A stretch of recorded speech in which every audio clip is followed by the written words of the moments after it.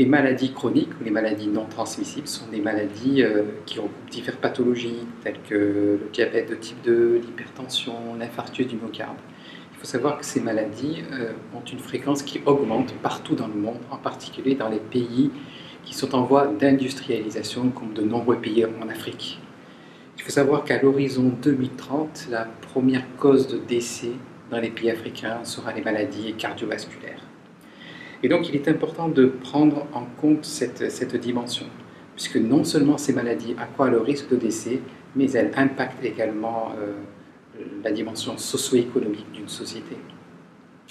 Alors on sait depuis maintenant une trentaine d'années que ces maladies ont un lien avec notre développement. Et après les travaux de David Barker, qui était un épidémiologiste anglais, on sait que le faible poids de naissance, le fait d'être macrosome à la naissance, le fait d'avoir un rattrapage trop rapide du poids durant l'enfance, qui regroupe finalement 15 à 20% des enfants, représente un risque significatif de développer à long terme ce type de pathologie. On pense également que limiter le faible poids de naissance, limiter la macrosomie à la naissance et limiter le rattrapage trop rapide au cours de la deuxième partie de l'enfance diminuerait le risque de diabète de type 2, par exemple, de 30 à 40%. Donc mettre en place des stratégies précoces